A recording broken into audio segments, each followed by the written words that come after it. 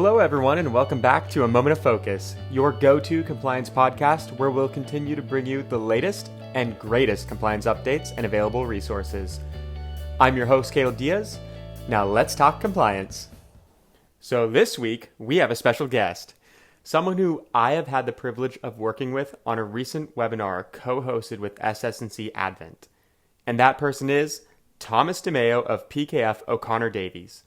As a principal and head of PKF's cyber business, Tom has worked extensively in the cybersecurity space, becoming one of the major experts in the areas of threat and vulnerability management, governance, privacy, incident response, business continuity, disaster recovery, and computer forensics. And I'm also excited to announce that Tom will be joining our A Moment of Focus podcast on a monthly basis as part of a new special series called Cyber Roundup. This series will focus on key regulatory and industry developments, as well as incidents that we can learn from, while offering practical insights to keep us on top of our cybersecurity initiatives. As a supplement to this monthly update, Tom will also be making his Cyber Roundup newsletter available to our listeners. So, Tom, welcome, and thanks for taking the time to sit down and chat with us today. No, my pleasure. Thank you for having us. Now, Tom, as you know, on August 12th, the SEC released a new cybersecurity risk alert titled Select COVID-19 Compliance Risks and Considerations for Broker-Dealers and Investment Advisors. If I was responsible for my firm's cybersecurity initiatives, what would the key takeaways be from this risk alert? Sure. So, the risk alert really had, two facets to it. One being very operational, but at the same time, there's technology elements to it. And from the technical standpoint, from the data privacy security standpoint, I think there's really two key things to kind of hone in on. One, they talk about implementing, appropriate controls to validate the identity of the individual, right? And that's for a lot of reasons, right? You don't want funds going out the door to people that shouldn't be getting the funds. But from my perspective, what you see, pretty much throughout the pandemic and even before, but elevated throughout the pandemic, is that you have a lot more email accounts getting breached. And what happens is obviously once that email account gets breached, for that particular client, they start sending emails as that client, and they're also sending it within the context of, when transfers are due and those types of things. So it really is a key point that they bring out is that you have to really step back, especially now that people are displaced, numbers might be changed, circumstances have evolved, that you have controls in place to really validate who that person is when they're calling in, whether you're giving information and disclosing information, or especially if they're, looking to transfer funds, right? You want that call back. You want to make sure you have known, trusted people and the questions you're going to ask to validate their identity and all that stuff. So I think that's the first thing, right? Most important. Obviously, we don't want funds going out. The second thing is, they touch on this whole protection of sensitive information, right? Which is their main focus when it comes to a lot of the cybersecurity regulations that they put out. During the pandemic, especially in the initial phase where pretty much everyone shut down, there was a lot of chaos. People had to adjust very rapidly to shifting to this complete remote strategy. And in doing so, decisions had to be made. Some that at that time might not have been ideal from a data security and data protection standpoint, but at the end of the day, the business had to operate. And even the tone of this risk alert, you could tell there's some understanding in those issues that firms, investment advisors, and broker dealers encountered. But I think you also have to take it with the fact that, yes, there might be sensitivity for during the period when it initially happened, but you have to really make sure now going forward, now that things have kind of started to, adjust depending on where you are, on what your practice is going to be going forward, right? How are you going to tighten everything up, and how are you going to manage that risk of what now has become, potentially this remote workforce that's not going to go away. Right.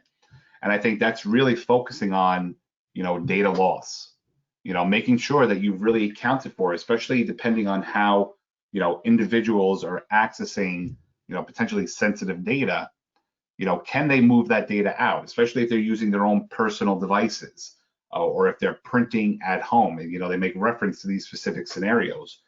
You want to make sure that either one, you've established the technical controls. So, if initially when pandemic first started, you didn't have enough laptops and people had to use their own equipment, now you're at a position where, get them the laptop, put all your controls in place on that device instead of letting them use, their own equipment. Make sure they have the shredders at home. And again, if you can't implement the most ideal technical solution, you want to be in the position that you've shown that you've implemented the correct policies and that you've educated, the individuals on what they can and can't do. So say, for example, you have a web-based client system, right, or investment management system or portfolio management system that technically is accessible from anywhere, right? But your policy might be you only want it accessed from your device. Can you technically prevent that person? Maybe not from using their own device, but you want to at least put yourself in the position that you've established what is and what is not acceptable. So I think those are the key takeaways, at least from my perspective, when it comes to that particular risk alert. Thank you, Tom. That's great feedback. And as you say, making sure to document the steps you've taken to mitigate your exposure is really important. As a follow-up question, do you expect the pandemic and everything that's gone on for the past several months to put a higher emphasis on cybersecurity? I know it's already a high priority, but do you feel that recent events will change the expectations of how firms should go about creating cybersecurity policies and procedures and how they respond to a breach of information? So I think it's definitely going to change the expectations in the sense that, I think the expectation that you protect the data, that's not going to go away, right? Mm-hmm. But I think there is going to be that expectation of, did you adapt to the circumstances? And that's through activities that, investment advisors, broker dealers should be doing anyway. Risk assessments, updating their risk assessments, accounting for new trends or new threats, and doing those types of things. And that's whether, they're doing it internally or they're looking for an external resource to kind of help them with that process. But I think the expectation is going to be, did they adapt, right? Especially, mm-hmm. as we're looking at the metrics of all the breaches and, the cyber threat, we see it's elevated. And OC is even pumping out alerts saying, look, the threat is elevating. So they're making it available to the investment advisors, to the broker dealers. I think the question that's going to be when they look back is, well, did you listen? Did you do something? Did you adapt? Yeah, it sounds like cyber threats are elevated and have become even more sophisticated. So your suggestion that advisors adapt to the circumstances is great advice and also seems to put the SEC's expectations of an advisor's cybersecurity initiatives in context. Thank you, Tom. Additionally, I was also curious if you could give us some perspective from the August edition of your Cyber Roundup. Sure. So, with the Cyber Roundup, every month we kind of strive to kind of hone in on key events, whether it's regulations, major breaches, or just food for thought, when it comes to the whole cybersecurity privacy landscape. And, August was interesting. And I think there was a couple of key events that really happened that I think it's important for people to kind of reflect on and potentially take action. Mm-hmm. One of those is actually related. It's one of the first bullets we have in there is related to the SEC again. And it's another alert that they had published, but specifically focusing on ransomware, right? Saying, hey, financial institutions, investment advisors, broker dealers, they are getting hit heavily with ransomware and they're being targeted heavily with ransomware. And the thing with ransomware and why the threat is increasing is really twofold. One, it's becoming more sophisticated, right? And that's because of breached email boxes, how they're trying to target, those types of things. And also, two, it's not like it was in the past where effectively if you opened up a file, it tried to encrypt what it can get to and it did everything very quick. That's shifted. Typically when you're getting infected with the newer ransomware malware, that ransomware gang is in there for a period of time trying to move through your network, right? And they're trying to see how much damage they can cause before they actually pull the trigger. And not only, are they, trying to infect as many systems as they can, but a big difference that's really changed within the past year is that they are now also exfiltrating data, right? So now in the past, you didn't usually have to worry about data getting out. It was more just encrypting what was there. But now they are taking that data out, all right? And that's a problem because what they're doing is they're leveraging that data that they've extracted as now a second bargaining chip when it comes to getting you to pay the ransom. So they recognize that a lot of firms have stepped up and they've implemented better backup procedures, and they might be able to restore without having to pay the ransom. But now the threat is, if you don't want them to leak that data and you want them to destroy it, you're going to have to pay them. And actually what we're seeing is that companies are playing. There was a Fortune 500 company that I know, in that particular roundup that paid the ransom with that exact scenario. They were able to recover, but they ended up paying because data was taken out, and they wanted them to delete it. So I think, that's one of the key things. Secondly, when it comes to the cyber roundup, which I think is important to note, especially for investment advisors, as there are as many large investment advisors, there's even more when it comes to probably small to medium-sized investment advisors. And one of the things that was noted was that, and this was actually by the Secret Service, saying that you have to really focus on the threat of the IT managed service provider.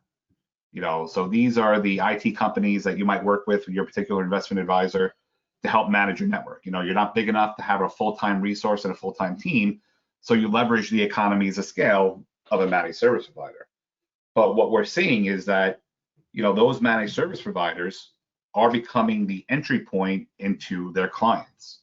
All right. And what's happening is that when you look at vendor due diligence, which again, the SEC and OC are very hot on, what vendor due diligence are you doing?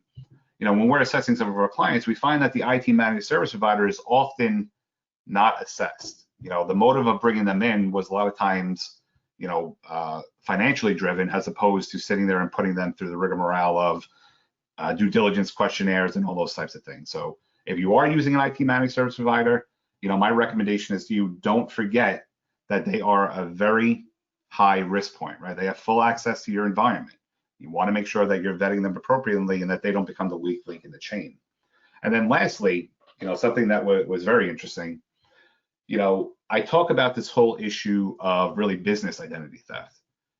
So often with the SEC and all these regulators, we're so focused on personal identity theft that we forget that there is a very real threat of the business's identity being stolen and credit being ruined, no different than a personal identity. And what's interesting is that it actually shows in the statistics that yes, we saw it increasing in 2019, even before the pandemic, but it jumped exponentially during the pandemic, where effectively, people will go as far as setting up websites and all these things to mimic your business and start trying to open up lines of credit as your business, which is bad, because when it comes to Dun & Bradstreet and those things that kind of have your reputation, people can go and research your business and find out that, well, you're not ranked as high as you thought. So I think those are really the three key interesting things and takeaways, when it comes to, the August Cyber Roundup. Well, I think those are great takeaways. Thank you for that. And thank you for taking the time out of your busy schedule to sit down and talk today. I appreciate it, and I know our clients will too. Now, did I hear correctly that you're making your services available to Focus One's clients at a 15% discount? Yes, you did. Yes, you did. We are offering our clients at 15%, our services at a 15% discount, to Focus One's clients. Look, at the end of the day, we really do value our relationship with Focus One, and we really do appreciate this opportunity of working with you and really twofold, helping you add value to your clients, but at the same time, helping your clients with the mission of, protecting and managing and defending against the whole, cyber threat. Thank you, Tom. You and your team would definitely be a valuable resource to our clients.